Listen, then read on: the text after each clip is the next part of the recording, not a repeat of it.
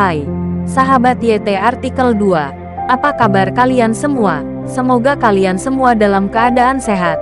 Amin.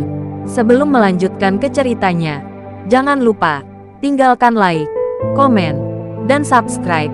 Karena dengan like dan komentar kalian, yang semakin membuat admin semangat mengupload lanjutan ceritanya. Episode 175. Kisah Aditya, anak bos besar yang berpura-pura miskin. Adegan ini terlalu mengejutkan. Lebih dari 10 pakaian kamuflase ini seperti tentara tempur, dan momentum mereka sudah menakutkan. Sonny benar-benar tercengang. Pada saat ini, dia membuka mulutnya lebar-lebar dan melihat selusin orang di depan Aditya, merasa ketakutan yang mendalam di dalam hatinya. Dia pikir 6 pembunuh profesional yang dia bawa dari Palopo sudah cukup kuat, masing-masing dengan pistol. Sungguh keberadaan yang tak terkalahkan. Tetapi dibandingkan dengan selusin elit perang khusus di depan Aditya, 6 pembunuh profesional yang dibawa Sonny tidak cukup untuk dilihat. Dibandingkan dengan selusin senapan otomatis ini, pistol yang mereka pegang tidak ada apa-apanya, hanya seperti pistol mainan. Farah juga tercengang. Dia benar-benar bersemangat dan terkejut sekarang. Dan dia juga memiliki terlalu banyak keraguan. Bagaimana suaminya bisa diperlakukan seperti ini? Tampaknya selusin pasukan khusus mengawalnya. Dahlia juga membuka mulutnya lebar-lebar. Sangat terkejut sehingga dia tidak bisa mengatakan sepatah kata pun. Dia juga tidak tahu dari mana selusin pakaian kamuflase ini berasal. Dan apa hubungan mereka dengan Aditya. Faisal dan Ikram sangat terkejut sehingga rahang mereka akan jatuh. Mereka menatap Aditya dengan kosong. Dan tidak tahu bagaimana Aditya dapat memiliki kekuatan yang begitu kuat. Indri juga tercengang. Berdiri di samping Sonny. Menatap Aditya. Menebak identitas Aditya di dalam hatinya. Belum lagi para penonton. Orang-orang ini masih shock. Tetapi mereka merasa sangat bersemangat.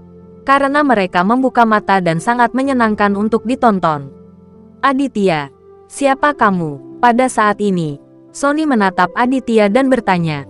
Meskipun cukup sengit di permukaan, semua orang tahu bahwa suara Sonny bergetar saat ini. Jelas gugup. Hehe, apakah kamu takut? Aditya tersenyum dingin. Berjalan keluar dari balik selusin prajurit pakaian kamuflase.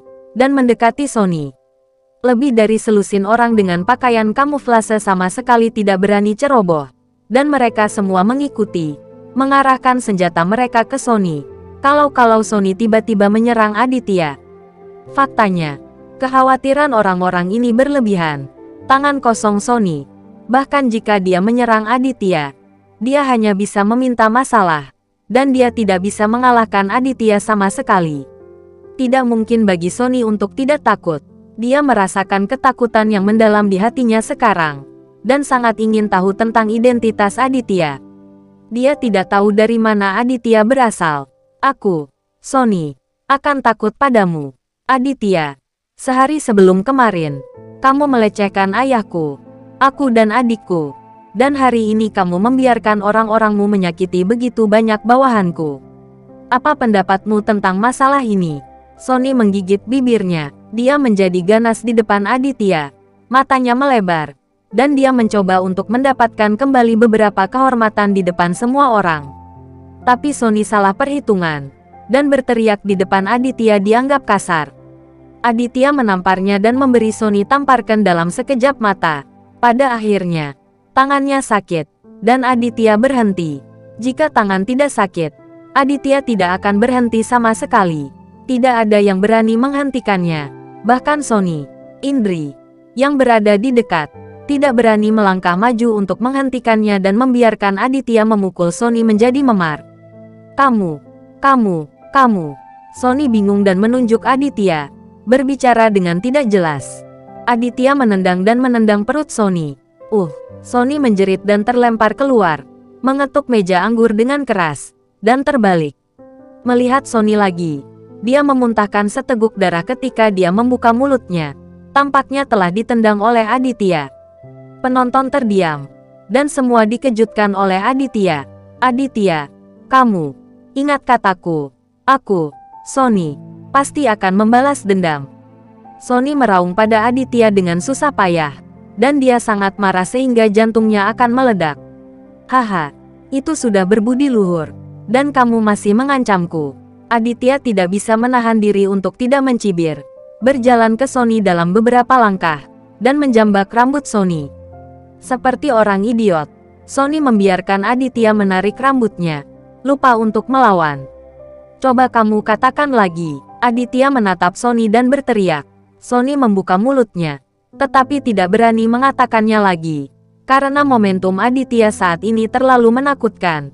Dan dia juga dilemparkan bayangan psikologis oleh Aditya. Mengapa tidak katakan apa-apa? Apakah sudah tidak ada keberanian lagi? Aditya dengan marah memberi Sonny beberapa pukulan lagi. Sonny tidak bisa menahannya lagi. Dia pusing setelah dipukuli oleh Aditya, dan pingsan dalam beberapa detik. Sudah lama dan itu hanya 2 kali. Aditya tanpa berkata-kata, dan melemparkan Sonny yang pingsan ke lantai. Kegilaan ini mengejutkan semua orang yang hadir, terutama Sonny dan Ikram. Dan Faisal itu gemetar dengan kaki mereka dan hampir tidak bisa berdiri. Satu-satunya harapan mereka adalah Sonny. Mereka berpikir bahwa Sonny, yang telah memindahkan 6 pembunuh profesional dari Palopo, pasti akan dapat membersihkan Aditya. Tetapi mereka tidak mengharapkan hasil seperti itu. Melihat bahwa Rizal tidak muncul untuk waktu yang lama, Aditya tahu bahwa Rizal tidak datang, dan hanya mengirim selusin bawahannya untuk membantunya. Keahlian menembak selusin orang di bawah bawahan Rizal juga cukup akurat untuk mengenai pergelangan tangan 6 pembunuh dalam sekejap, yang lebih mudah diucapkan daripada dilakukan. Aditya diam-diam menghela nafas di dalam hatinya. Ketika dia melihat Sonny dan Ikram, amarah di hatinya muncul. Sifat manusia pada dasarnya murah, dan selalu ada beberapa pelacur yang diperlakukan dengan buruk. Jika Anda tidak menyalahgunakan mereka, mereka tidak akan ada habisnya. Ini adalah kasus Faisal dan Ikram di depan mereka. Ayah dan anak itu cukup tak tahu malu. Mereka dipukuli sehari sebelumnya, dan mereka keluar untuk melakukan sesuatu lagi hari ini. Semakin Aditya memikirkannya, semakin marah dia. Pada saat ini, dia menunjuk Faisal dan Ikram, dan berteriak, "Kalian berdua, ke sini." Faisal khawatir tentang ini, melihat Aditya benar-benar memanggilnya. Wajahnya penuh ketakutan, keringat dingin. Ikram juga panik.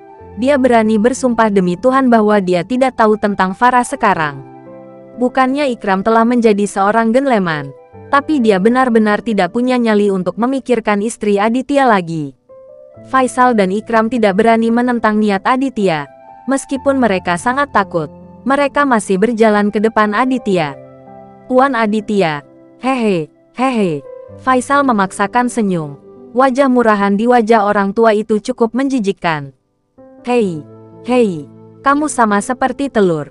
Aditya menamparkan Faisal, dan giginya copot. Faisal hampir menangis. Tidak akan berhasil bermain dengan Aditya, dan tidak akan berhasil untuk menyambutnya dengan senyuman. Apa yang akan dilakukan Aditya ini? "Tuan Aditya, ada kesalahpahaman. Kita tidak mengenal satu sama lain. Bagaimana kalau kita berteman?" Faisal meringis dan berdiskusi dengan sabar dengan Aditya. Aditya hampir tidak bisa menahan tawa. Faisal ini cukup pintar. Dia memiliki kulit yang tebal. "Hehe, maksudmu ingin berteman denganku?" Aditya bertanya pada Faisal dengan senyum dingin. Ya, Faisal tergagap sebagai jawaban. "Kamu juga pantas mendapatkannya." Aditya menatap Faisal dan bertanya. Wajah Faisal berapi-api, dan Aditya membuatnya tidak bisa mundur. Tetapi dia tidak berani mengatakan apa-apa.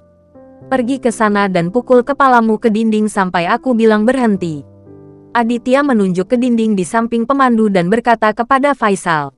Membenturkan kepala ke dinding, mata Faisal melebar, tertekan dan sangat ingin membunuh Aditya. Bagaimana seseorang bisa bermain seperti ini? Aditya ini benar-benar cukup buruk. Faisal menyapa Aditya di dalam hatinya, dan berdiri di sana dengan ekspresi pahit, tidak bergerak. "Sepertinya kamu benar-benar menerima kata-kataku begitu saja." Aditya mengerutkan kening dan mengambil botol bir kosong. Tidak, aku akan memukulnya. Aku akan memukulnya." Faisal sangat ketakutan sehingga dia melambai pada Aditya lagi dan lagi, karena takut Aditya akan memukul kepalanya dengan botol bir. Aditya melambai pada Faisal, memberi isyarat padanya untuk bergegas. Faisal dengan enggan berjalan ke dinding selatan dan mulai membenturkan kepalanya ke dinding. Jika kamu tidak berani memukul keras, aku akan membantumu dengan sebotol bir. Ada ratusan botol bir di sini, kata Aditya kepada Faisal dengan sangat jelas. Faisal benar-benar kehilangan harapan keberuntungannya, dan tidak punya pilihan selain membanting ke dinding. Setelah beberapa saat, Faisal tidak tahan lagi. Semua orang yang hadir menganggapnya lucu, tetapi mereka tidak berani tertawa. Melihat ayahnya dilempar dengan sangat buruk, Ikram sudah gugup dan takut. Dia diam-diam menatap Aditya, bertanya-tanya bagaimana Aditya akan menghadapinya. Aditya menatap Ikram, dan begitu dia melihat anak ini, kemarahan Aditya tidak datang kepadanya.